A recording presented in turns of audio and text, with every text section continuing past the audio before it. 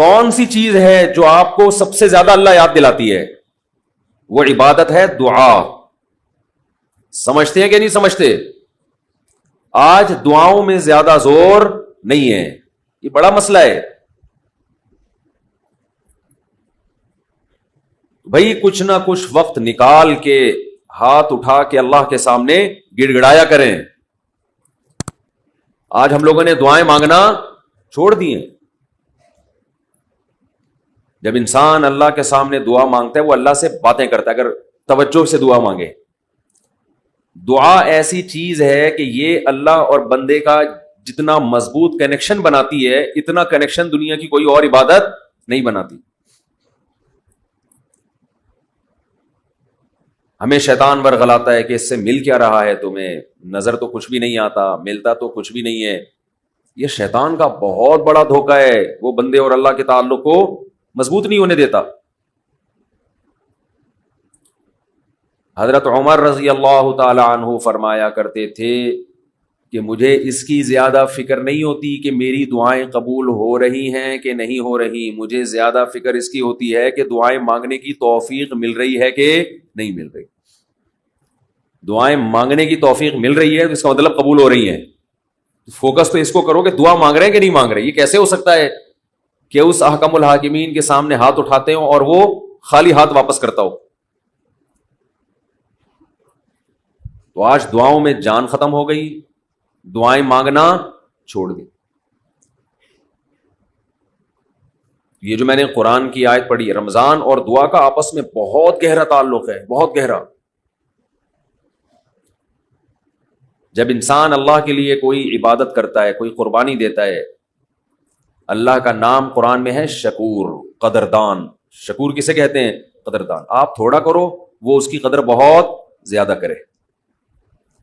کچھ لوگ ناقدرے ہوتے ہیں نا، آپ کچھ بھی کر لیں ان کے لیے کہتے ہیں نا ناقدرہ ہے، میری بات کو ویلیو ہی نہیں دیتا، میرے احسان کو ویلیو ہی نہیں دیتا.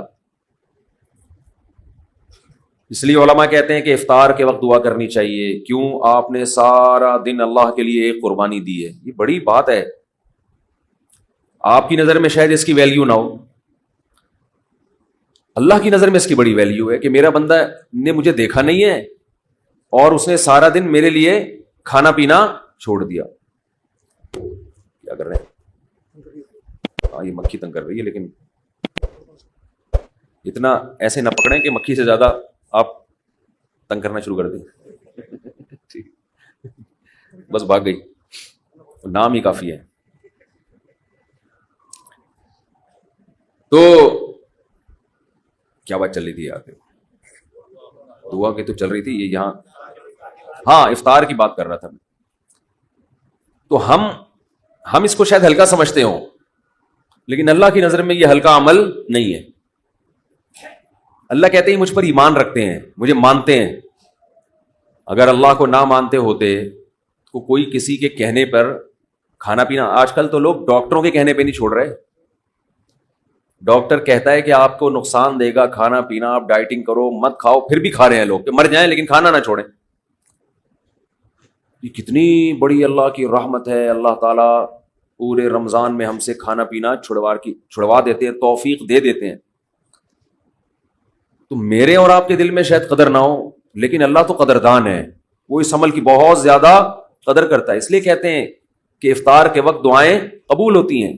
تضرع کا وقت ہے، عاجزی کا وقت ہے. تو دعائیں خوب کثرت سے کیا کریں. دعاؤں میں عاجزی، گڑ گڑانا، لجاجت کرنا.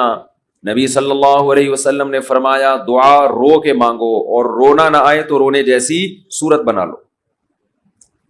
صورت بنا لو رونے جیسی. ہمارے نبی نے ہمیں، کیونکہ اللہ کے سفیر ہیں نا، اللہ کا پیغام لے کر آئے، تو ہر چیز میں ہمیں گائیڈ کر دیا ہے. غیر مسلم کے پاس نہ مانگنے کا طریقہ ہے، کس سے مانگنا ہے یہ بھی نہیں پتا، کیا مانگنا ہے یہ بھی نہیں پتا. کبھی ادھر جا کے مانگ رہا ہے، کبھی ادھر جا کے مانگ رہا ہے، یہ بھی نہیں پتا مانگنا کس سے، کیسے مانگنا ہے. کوئی یوں مانگ رہا ہے، کوئی کسی اور اسٹائل سے مانگ رہا ہے، یہ بھی نہیں پتا. کون سے ٹائم پہ مانگنا ہے جس میں قبولیت کا امکان زیادہ ہے، یہ بھی نہیں پتا.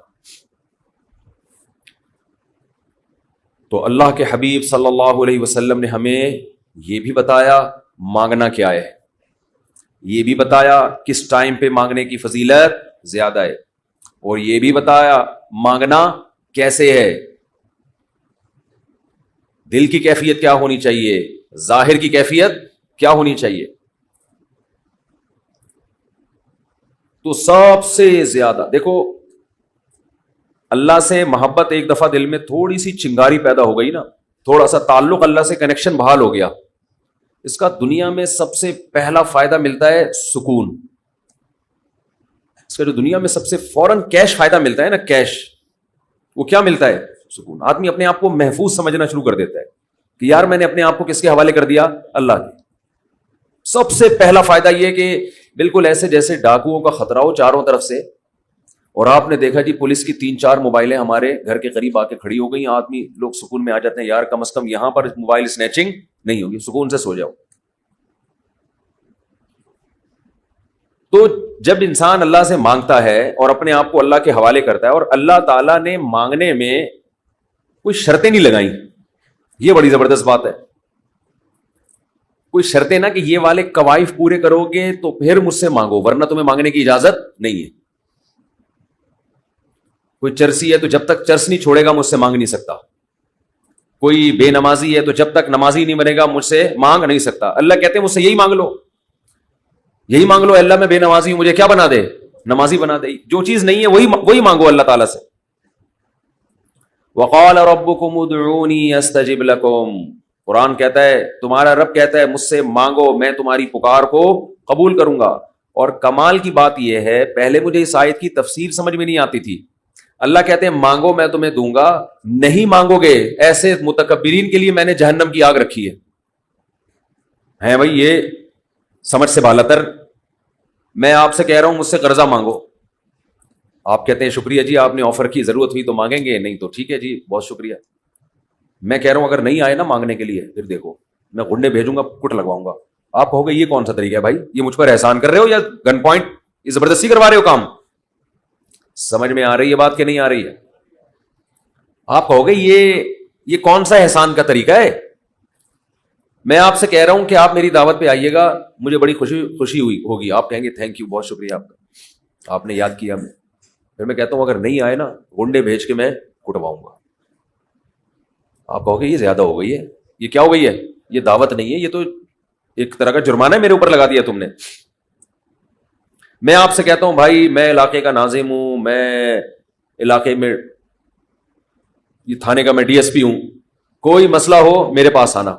آپ کہیں گے سر آپ کا بہت شکریہ، آپ کا ٹرانسفر ہوتے ہی آپ نے سب سے پہلے مجھے یاد کیا، کوئی بھی ضرورت ہوگی آپ کو بتاؤں گا، آگے سے تڑی لگا دی۔ اگر تمہیں کوئی ضرورت پڑی اور نہیں بتایا نا ہے بھائی، سب سے پہلے لاکر میں تمہیں ڈالوں گا۔ تو آپ کہیں گے سر یہ آپ مجھے عزت دے رہے ہیں، یہ میری توہین کر رہے ہیں۔ تعجب کی بات ہوگی کہ نہیں ہوگی؟ تو اللہ تعالیٰ تو یہی انداز اختیار کر رہے ہیں کہ مجھ سے مانگو میں تمہیں دوں گا۔ ان الذین یستکبرون عن عبادتی سیدخلون جہنم داخرین، نہیں مانگا تو ایسے لوگ ذلیل ہو کر جہنم میں داخل ہوں گے۔ یہ کچھ بات سمجھ میں آ رہی ہے بھائی؟ یہ تو عجیب سی بات ہے نا کہ مانگو، نہیں مانگا تو میں نہیں چھوڑوں گا تمہیں۔ اصل بات یہ ہے کہ علاقے میں ایس ایچ او آیا، کوئی محلے کا دادا آیا، وہ آپ سے کہتا ہے کوئی پرابلم ہو بتانا، آپ کہتے ہیں بڑی نوازش آپ کی، پھر بھی آپ اس کو پرابلم نہیں بتاتے، وہ غصہ نہیں آتا، اس کو غصہ نہیں آتا، اس لیے کہ وہ مخلوق ہے، وہ عاجز ہے، اسے پتا ہے کہ بعض دفعہ بندے کو کام پڑتا ہی نہیں ہے، بعض دفعہ پڑتا ہے تو اس کے کوئی دوسرے تعلقات ہوتے ہیں، بعض دفعہ کام پڑتا ہے لیکن وہ چاہتا ہی نہیں ہے کہ کام ہو، ایسا ہی رہے معاملہ۔ لیکن اللہ کے ہاں یہ تینوں آپشن آپ کے پاس نہیں ہے۔ آپ یہ کہیں کہ اللہ تو نے مجھ سے کہا تھا کہ میں تجھ سے مانگوں، لیکن میری کوئی ایسی ضرورت ہی نہیں جو میں مانگوں تجھ سے، یہ کہہ سکتے ہو کیا ہے بھائی؟ اس کا مطلب تم اللہ سے مستغنی ہو گئے، اللہ کے دیے بغیر بھی تمہیں دائیں بائیں سے تمہارے کھانچے کھلے ہوئے، جو اگر کھلے ہوئے ہیں تو وہ کھانچے کس کے اختیار میں ہیں؟ وہ تو اللہ کے ہاتھ میں ہے۔ آپ یہ بھی کہہ سکتے ہو کہ مجھے اس لیے مانگنے کی ضرورت نہیں کہ میرے تو سارے مسائل حل ہو رہے ہیں، میں صبح میری جاب لگی ہوئی ہے، میری تنخواہ ہے، ملٹی نیشنل کمپنی میں اچھی سیٹ پر بیٹھا ہوا ہوں میں، میری سیلری گھر آ جاتی ہے، مہنگائی بھی نہیں ہے، پیٹرول بھی نئی حکومت نے سستا کر دیا ہے وغیرہ وغیرہ، تو اب تو کوئی مسئلہ ہی نہیں ہے۔ تو اللہ کہے گا اگر کوئی مسئلہ نہیں ہے بالفرض اول تو پاکستان میں ہو اور مسئلہ نہ ہو، یہ ہو نہیں سکتا. یہ تو پھر اس کا مطلب ہے آپ سو رہے ہیں، آپ کی کوئی اٹھائے گا اور آنکھ کھل جائے گی آپ کی. تو آپ کے ساتھ اگر کوئی مسئلہ نہیں ہے، آپ ان اسباب کو دیکھ رہے ہو، اس کا مطلب آپ سمجھتے ہو کہ ہوتا اسباب سے ہے، اللہ سے نہیں ہوتا. بھئی اللہ تو جب چاہے ان اسباب کو فیل کر دے. آپ اپنے آپ کو خدا سے مستغنی سمجھ رہے ہو، آپ سمجھ رہے ہو مجھے خدا کی ضرورت نہیں ہے. اس پر اللہ عذاب دے گا کہ تو اپنے آپ کو یہ سمجھ کیسے بیٹھا کہ تجھے ضرورت نہیں ہے میری. یہ ایسے محلے کا کوئی دادا آیا اور سارے کام اس کے ہاتھ میں، اس نے آپ سے بولا کوئی تنگ کرے تو مجھے بتانا، اور اسے پتا ہے کوئی نہ کوئی تنگ کر رہا ہے اس کو، آپ پھر بھی نہیں بتا رہے اس کو. وہ بلائے گا، بولے گا بھائی آپ کیوں نہیں بتا رہے؟ آپ کہتے ہیں بھائی کوئی مجھے تنگ کر رہا ہے تو میں برداشت کر رہا ہوں، اس لیے نہیں بتا رہا. اس پہ غصہ نہیں آئے گا اس کو. لیکن اگر آپ نے اسے کہا کوئی مجھے تنگ کر رہا ہے، میں آپ کو اس لیے نہیں بتا رہا کہ مجھے پتا ہے کہ میرے جاننے والے ہیں، وہ مجھے بچا لیں گے، اس دادے کو غصہ آئے گا کہ میرے علاوہ کون اس محلے کا دادا ہے بھائی. آئے گا کہ نہیں آئے گا؟ تو اللہ کے سامنے ہم یہ بھی نہیں کہہ سکتے کہ اللہ یہ پریشانیاں مجھے تنگ کر ہی نہیں رہی ہیں، مجھے کوئی ٹینشن ہے ہی نہیں. یہ بھی نہیں کہہ سکتے.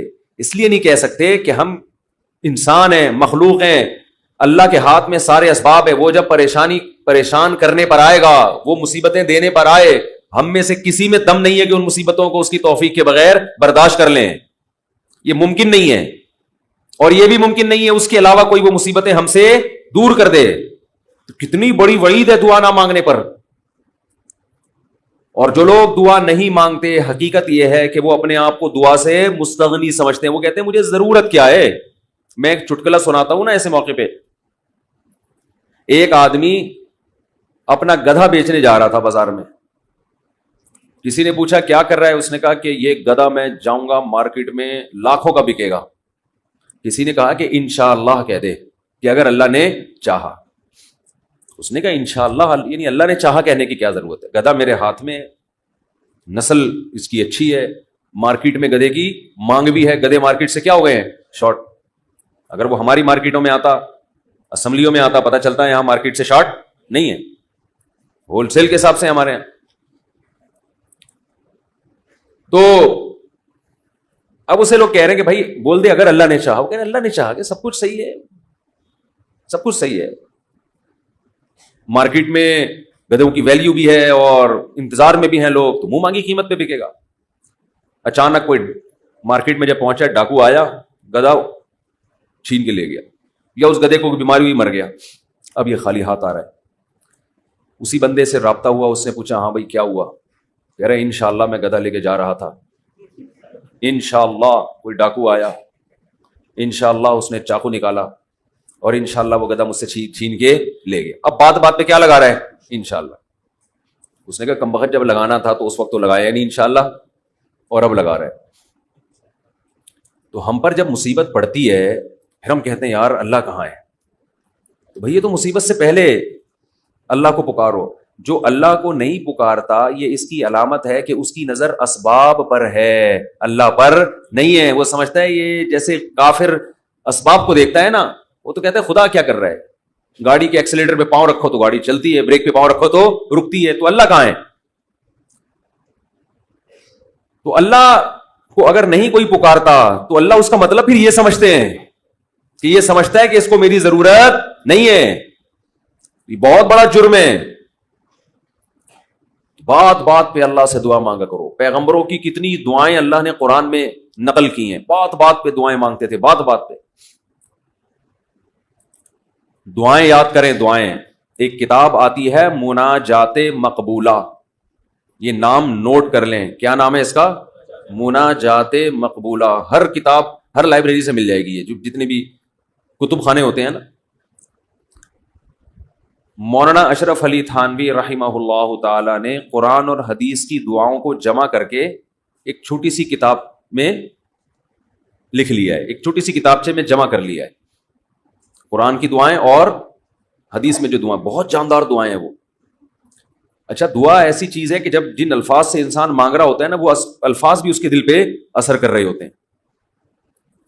تو انہوں نے بڑا شاندار کام یہ کیا کہ اب چونکہ دعائیں تو بہت زیادہ ہیں، ساری دعائیں قرآن اور حدیث کی آپ پڑھیں گے تو ایک ہی اتنی لمبی ہو جائے گی پھر. تو انہوں نے اس کو 7 حصوں میں ڈیوائڈ کر دیا ہے. سمجھتے ہیں؟ ہفتے کے دن، اتوار کے دن، یہ یعنی 7 منزلیں بنا دی ہیں اس کا ترجمہ بھی ملتا ہے، یعنی وہ دعائیں عربی میں اور نیچے اس کا ترجمہ. آپ بے شک عربی نہ پڑھیں، ترجمہ پڑھ لیں. وہ روزانہ کا معمول بنائیں. اس سے کیا ہوگا؟ آپ کو قرآن و سنت کی دعائیں یاد ہونا شروع ہو جائیں گی. وہ ایسی جاندار دعائیں، ایسی جاندار، ان دعاؤں میں آپ کو لطف آنا شروع ہو جائے گا، چسکا لگ جائے گا. کیسی کیسی دعائیں دیکھو، ایک پڑھ کے سناتا ہوں. اللہم اقسم لنا من خشیتک ما تحول به بیننا وبین معصیتک. اے اللہ ہمیں اتنا اپنا خوف دے دے، ہمارے دل میں اپنا اتنا خوف ڈال دے کہ وہ خوف ہمارے اور تیری نافرمانی کے درمیان آڑ بن جائے. سمجھ میں آ رہی ہے بات؟ زیادہ خوف نہیں چاہیے. زیادہ خوف پیدا ہو گیا تو زندگی کا مزہ کرکرا ہو جائے گا.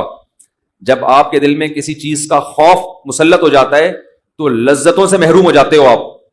دیکھو بچوں کے دلوں میں امتحان کا خوف ہوتا ہے نا کھا رہے ہیں نہ پی رہے ہیں. کراچی میں تو ایسا کوئی سیٹ اپ نہیں ہے، کوئی خوف نہیں ہوتا. پنجاب میں دیکھا ہے ہم نے، بچوں کے پیپر ہونے والے، ایگزام ہونے والا ہے، دماغ پہ مسلط کر لیتے ہیں. زیادہ مسلط کریں گے تو پھر پڑھائی بھی نہیں ہوتی، ان سے ہاتھ پاؤں کانپنے لگتے ہیں. کراچی میں اللہ کا فضل ہے، یہ ٹینشن، کراچی میں جتنی بھی حکومتیں رہی ہیں اب تک کی رپورٹ کے مطابق انہوں نے یہ بڑا فائدہ پورے سندھ میں الحمدللہ. یہ سندھ گورنمنٹ جب جتنی بھی رہی ہے اب تک، چاہے کسی کی بھی ہو، تو یہ الحمدللہ انہوں نے فیسلٹی دی ہے کہ کراچی کی عوام کو پڑھائی لکھائی سے الحمدللہ بالکل فارغ کر دیا. لڑکوں میں پڑھنے کا رواج ہے ہی نہیں. کچھ دن پہلے میں آ رہا تھا سفر پہ، تو کراچی کا ایک لڑکا وہاں پڑھنے گیا ہوا تھا، اسلام آباد، ایبٹ آباد میں اچھا کیڈٹ کالج، کیڈٹ کالج میں پڑھ رہا تھا. تو میں نے کہا کراچی میں، نارتھ کراچی میں کہیں رہتا تھا یا ناظم آباد میں، وہاں گیا ہوا. اس نے کہا بھائی ہمارے ابا اماں نے اچھا فیصلہ کیا، مجھے وہاں ایڈمیشن کرا دیا، میں پڑھ لیتا ہوں، چھٹیوں میں گھر آ جاتا ہوں. تو وہ بتا رہا تھا کہ یہ کراچی میں، وہ مجھے کہہ رہا تھا کہ ہم حیران ہوتے ہیں کراچی میں جاؤں تو وہاں کوئی ہے ہی نہیں، پڑھائی لکھائی کی بات ہی نہیں. کہہ رہے یہاں ہو تو ہر آدمی، میں نے دیکھا ہے پنجاب میں ہر بچہ پڑھائی کی بات کر رہا ہے، سب پڑھائی میں آگے نکلنے کی کوشش کر رہے ہیں، کچھ بزنس میں آگے جانے کی کوشش کر رہے ہیں. یہاں ہو تو پڑھے ہوئے. کراچی میں الحمدللہ پڑھے ہوئے لڑکے پوری پوری رات کرکٹ کھیل رہے ہیں، اور ہم نے بھی بیان کر کے اپریشیٹ کر دیا. وہ کہہ رہے ہیں ٹھپا لگیا اب تو اور کھیلو. ہم نے تو اس لیے خوشی کا اظہار کیا تھا کہ چلو روزہ تو رکھ رہے ہیں نا، یہ مطلب تھوڑی تھا کہ کچھ بھی نہیں کرو. تو یہاں الحمدللہ یہ سہولت ہے کہ یہاں آپ پڑھنے کے علاوہ دنیا کا ہر کام کر سکتے ہیں کراچی میں. اور پڑھے بغیر آپ کو ڈگریاں مل جاتی ہیں. وہ الگ بات ہے، اپنا بھی بیڑا غرق اور قوم کا بھی بیڑا غرق ہوتا ہے. نہ خود کچھ آتا ہے، نہ ترقی تھوڑی کر سکتا ہے آدمی فالتو ڈگریاں لے کے. وہ پکڑا جاتا ہے کہیں نہ کہیں. ایک ہمارے مشہور ڈاکٹر تھے جو بڑے اچھے ڈاکٹر تھے، کہ ہیں ڈاکٹر، جب ان کی جعلی ڈگریاں پکڑی گئیں، لوگوں نے کہا یار ڈگری کو چھوڑو، بندہ میں قابلیت ہے. تو وہ تھوڑے دنوں میں قابلیت کبھی ایسی کی تیسی ہو گئی. جو اندر سے ہوتا ہے نا تھوڑے دنوں میں آدمی وہ آ جاتا ہے، آپ چھپا نہیں سکتے زیادہ عرصہ. تو جعلی ڈگریاں جعلی ہی ہوتی ہیں، پکڑا جاتا ہے آدمی.